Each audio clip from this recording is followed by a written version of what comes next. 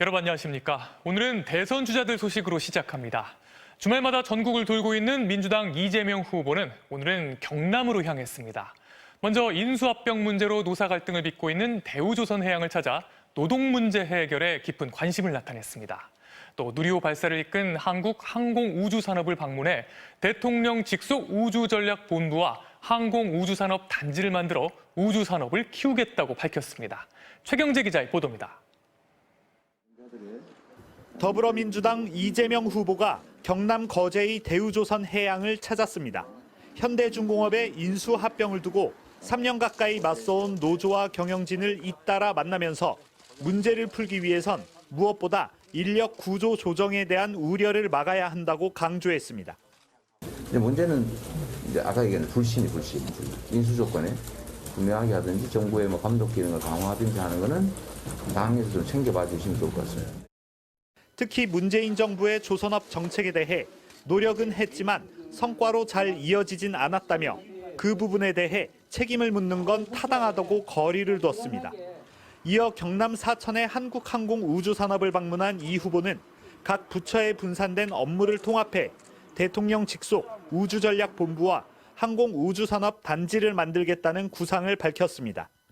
사천 이 지역은 이제 위성체 제작 중심이고 고흥 지역이 발사체 중심으로 지금 구성이 되어 있는데 이 양자를 엮는 마지막 일정으로 경남 거창의 적십자병원을 찾아 국민의 건강을 국가가 책임지는 나라를 만들겠다고 강조한 데 이어 시민들 걷기 행사에 참여해 지지를 호소했습니다. 이에 앞서 어젯밤 예비부부와 캠핑을 함께한 이 후보는 낙상 사고로 캠핑에 참여하지 못한 배우자 김혜경 씨와 통화하기도 했습니다. 어떠세요? 지금 다치신 데는 좀 괜찮으세요? 아유, 괜찮습니다. 제가 여러분들한테 너무 심려를 끼쳐드려서 너무 죄송합니다. 2박 3일의 첫 전국 순회 일정을 마친 이 후보는 오는 19일부터 충청 지역을 찾아가 민생 탐방을 이어갈 계획입니다. MBC 뉴스 최경재입니다. 국민의힘 윤석열 후보는 종합부동산세 전면 재검토를 약속했습니다. 종부세를 재산세에 통합하거나 1주택자에 대해선 면제하는 방안을 검토하겠다고 밝혔습니다. 오후엔 야구 팬들과 함께 한국 시리즈 1차전을 관람했습니다. 이기주 기자의 보도입니다.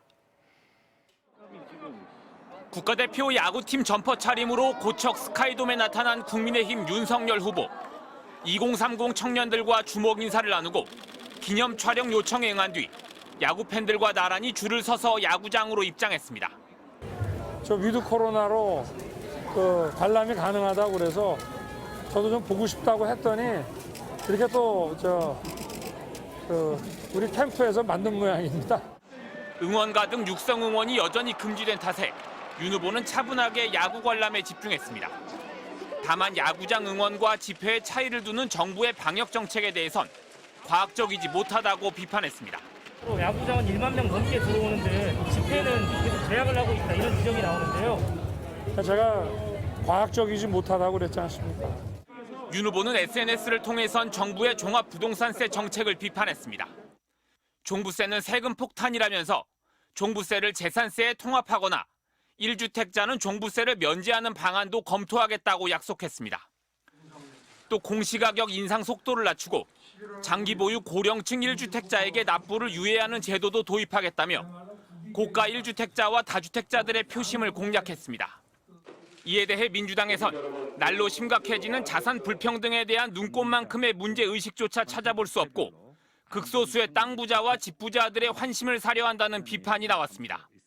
선대위 구성을 둘러싼 신경전은 오늘도 계속됐습니다. 허수아비 노릇은 안 한다는 김종인 전 비대위원장에 대해 윤 후보는 그분의 경륜과 의견을 존중할 텐데 어떻게 허수아비가 되겠냐며 수습을 시도했습니다. 다만 김 전 위원장이 사실상 전권을 요구한 데 대해선 선거 조직은 다양한 국민의 참여와 전문성이 있는 팀 간의 조화를 이뤄야 한다며 부정적인 반응을 보였습니다. MBC 뉴스 이기주입니다.